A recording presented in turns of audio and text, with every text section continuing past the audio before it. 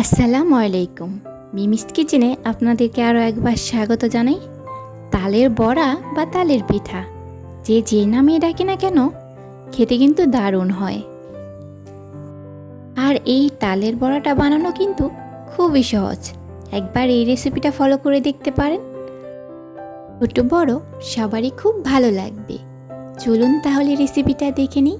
এখানে একটা আমি পাকা তাল নিয়ে নিয়েছি। তালটাকে আমি এখন ছিলে নেব। আর এটা কিন্তু খুবই পাকা তাল।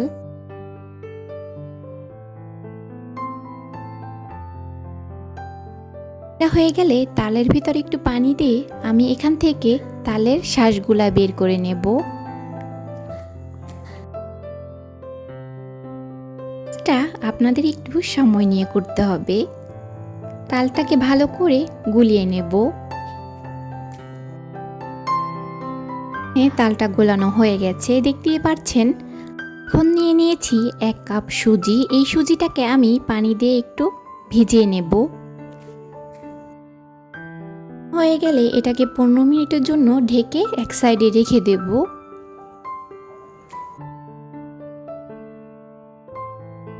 এখন আমি দিয়ে দিচ্ছি তালের শাঁসের ভিতরে পরিমাণ মতন চিনি আর স্বাদ মতো লবণ। দিচ্ছি আগে থাকতে ভিজিয়ে রাখা সুজি। দিচ্ছি 2 কাপ পরিমাণ ময়দা।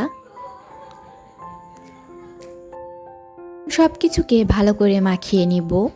এই ডোটাকে ভালো করে মাখিয়ে নিতে হবে।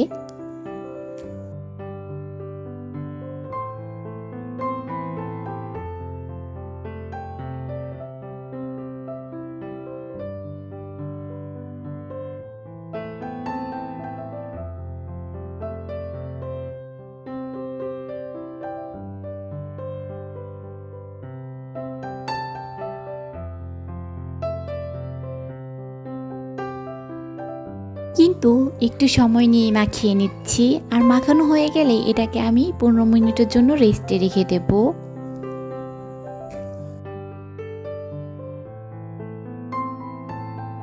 মিনিট পরে এর মধ্যে দিয়ে দিচ্ছি নারকেল কোড়া। এখন আবারও সব কিছুকে মেখে নেব ভালো করে।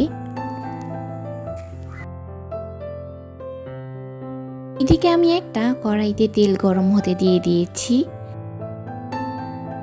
তালের বড়াগুলোকে আমি ছোট ছোট করে তেলের মধ্যে ছেড়ে দিচ্ছি। আর এই পিঠাগুলো কিন্তু ফুলে ডাবল হয়ে যাবে। যদি আপনার ডোটা ঠিক থাকে তাহলে অবশ্যই এগুলা ভেসে উপরে চলে আসবে।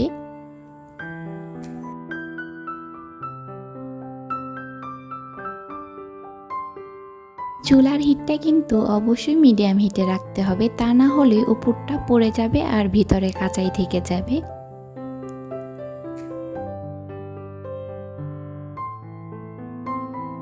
কি পারছেন, তালের বড়াও কিন্তু ফুলে ডাবল হয়ে গেছে। এখন এগুলোকে আমি একটু সময় নিয়ে ভেজে নেব।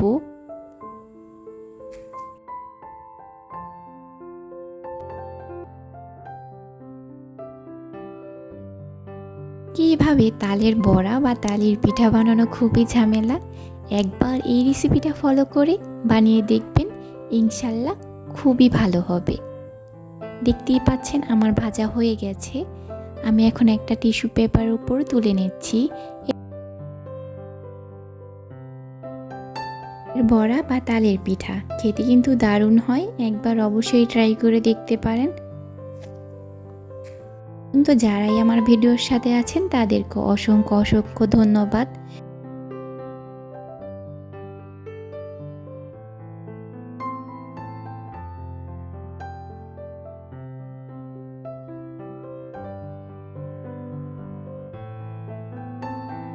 ভালো থাকবেন, সুস্থ থাকবেন, মিমিস কিচেনের সাথেই থাকবেন।